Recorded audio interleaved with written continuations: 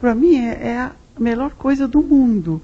É o que eu gosto, é o que eu vejo no mundo, eu só vejo o mundo através da arte. Tudo que está acontecendo numa civilização naquele determinado momento é expresso na arte, por isso que existem vários tipos de arte. É impossível chegarmos a uma definição exata do que é arte, mas é certo que existem artistas e seus trabalhos buscam, em geral, o que chamamos de sensação estética. Suas obras buscam tocar o coração dos que veem, emocionar, causar estranhamento, levar à reflexão. A maneira que eles encontram para isso varia em cada época. O do mundo mudam as formas de expressão. E isso não acontece apenas nas artes, mas em todas as formas de conhecimento.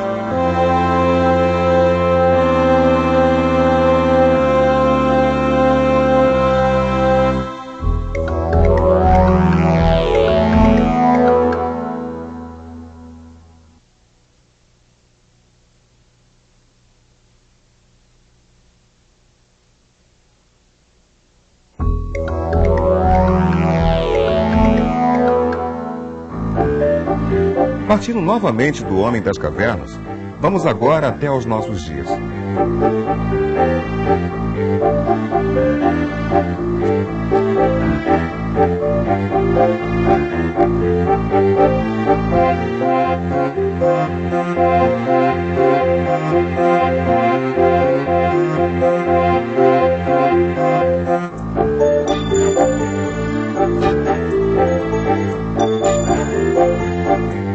Veja só, aqui não há jogo de olhares e nem é possível caminhar no quadro.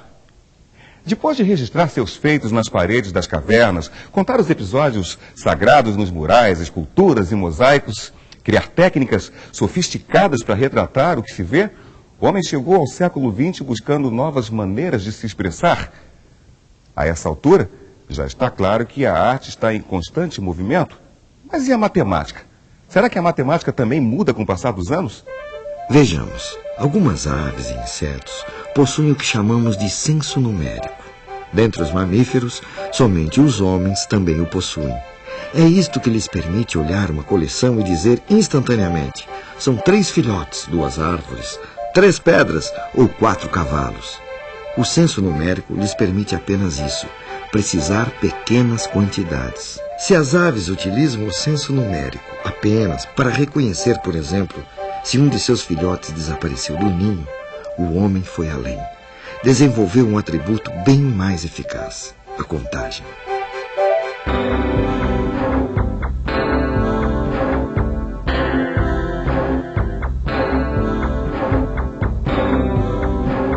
Numerando os objetos um a um, pode-se contar conjuntos de coisas muito maiores que os percebidos somente pelo senso numérico. Suponha que numa sala existam 5 cadeiras. Se alguém perguntar quantas cadeiras há na sala, não será necessário gastar muito para responder. Basta levantarmos os 5 dedos de uma mão e se estará dessa forma associando um a um os elementos de uma coleção padrão. À mão há a coleção de cadeiras da sala. Porém, se quisermos contar a mesma coleção de cadeiras, pode-se erguer ou abaixar os dedos em sucessão e pronto. O homem aprendeu a contar. Mas e os cálculos? Será que quem sabe contar sabe calcular? Você sabia que na época em que já se utilizava a perspectiva na pintura, a maioria das pessoas não sabia fazer cálculos? Não sabia mesmo. Sabiam contar. Agora, fazer cálculos de adição, de subtração, era uma tarefa muito dura com os símbolos que eles usavam. No caso, os algarismos romanos.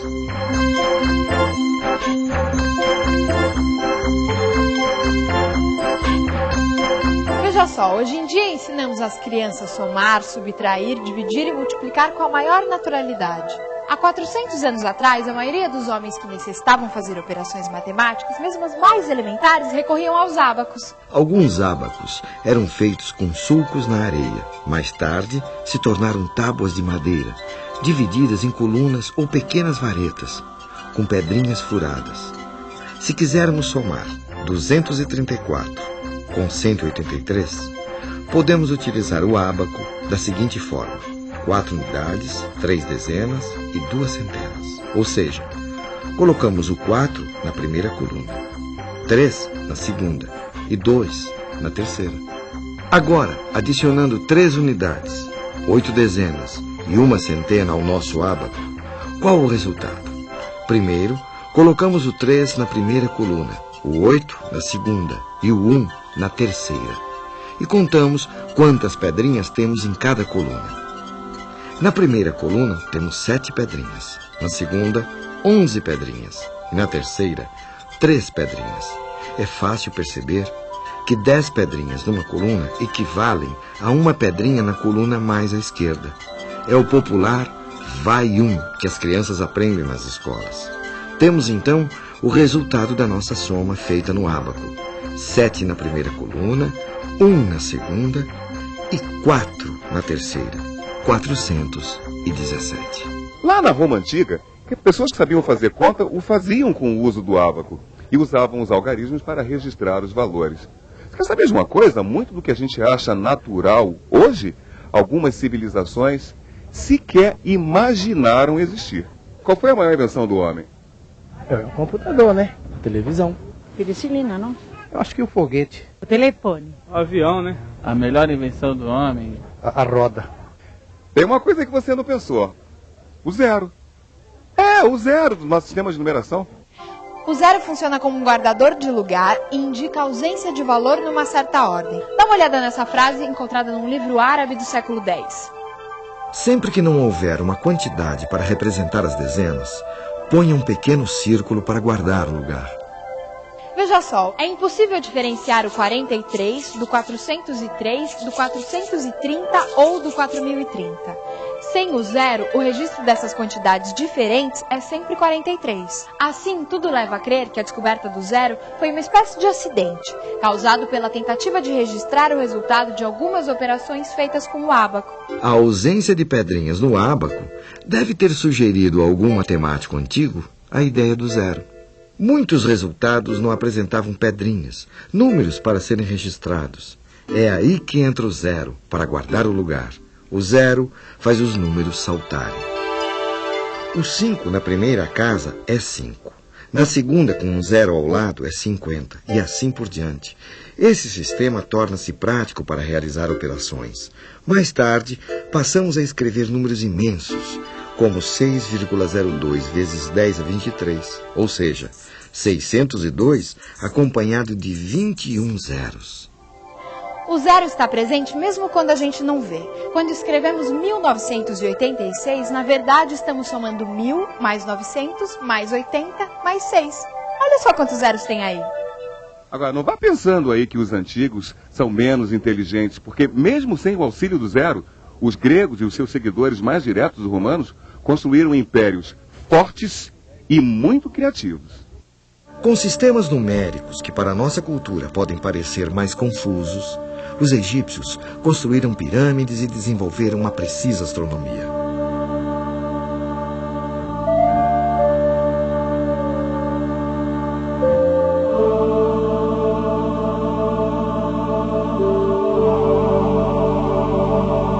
Da mesma forma, as civilizações pré-colombianas exibiram uma extraordinária cultura, foram grandes construtores e notáveis calculistas.